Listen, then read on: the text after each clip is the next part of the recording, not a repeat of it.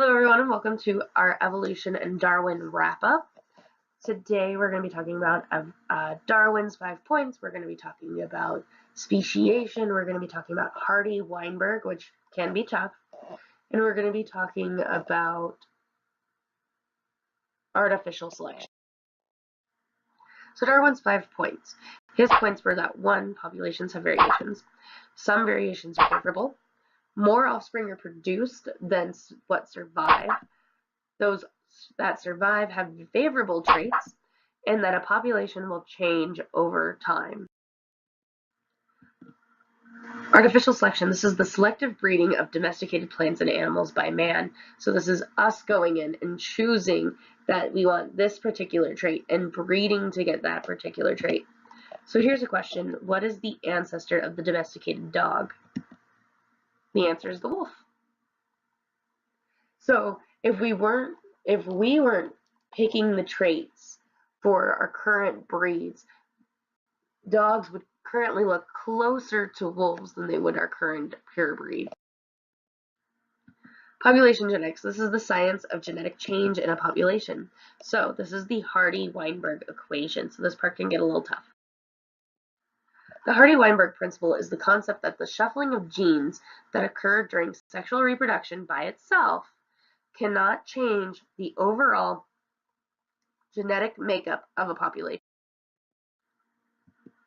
So this principle will be maintained in nature only if all 5 of the following conditions are met. 1, it has to be a very large population. 2, it must be isolated from other populations. 3, there must be no net mutations, none lost, none gained. 4, random mating. There is no artificial selection of mates. It is all random. And 5, there is no natural selection. So the Hardy-Weinberg principle says that if these conditions are met, the population is at a genetic equilibrium. This means that there is no change or no evolution. So the Hardy-Weinberg formula is P, which is the frequency of the dominant allele, plus Q, which is the frequency of the recessive allele, equals 1. And these frequencies are in decimals. So this would be saying 0.5 plus 0.5 equals 1. So I would say 50% of the population would have P, and 50% of the population would have a Q. So P squared, is the frequency of the individuals with the homozygous dominant genotype. So for example, we'll use the letter A, so big A, big A. 2PQ is the frequency of individuals with the heterozygous genotype. And Q squared is the frequency of individuals with the homozygous recessive genotype. So here, we're saying P squared plus 2PQ plus Q squared equals 1. And this is the formula, and these are what the variables mean. So macroevolution, this is the origin of taxonomic groups, so higher than the species level.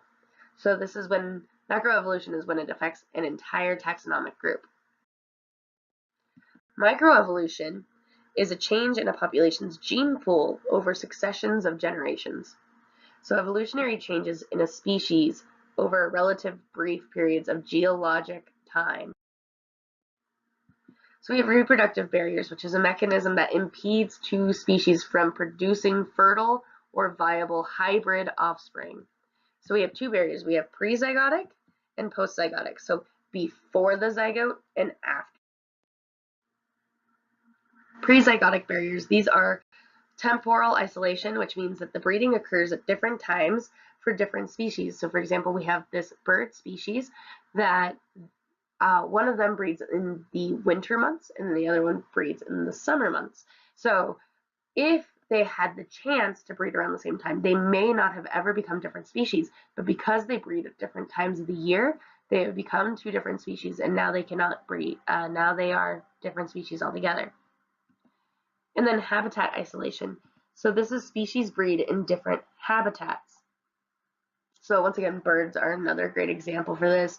Their breeding grounds could be totally different breeding grounds. They could have a mountain in between them, for example, the mountain chickadee and the western chickadee, or pretty much any animal that has like some kind of different habitat that separates them due to either islands or mountains or even continents. And then behavioral isolation. So there is little or no sexual attraction between the species. For example, there are some breeds of warthog that the thing that that attracts a female mate to them is the horns. That it's larger horns means that there's going to be larger chances of them being able to fight off another male, which can be a good show of them being viable and passing on their genes. Another example is the blue-footed booby. A blue-footed booby is going to be not attracted to a normal booby because they look at the blue feet as a good indicator of health. Some more prezygotic barriers, we have mechanical isolation, which means that their structural difference prevents gamete exchange.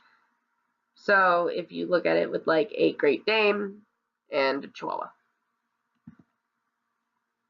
And gametic isolation. So the gametes will die before uniting with the gametes of other species, or gametes just fail to unite.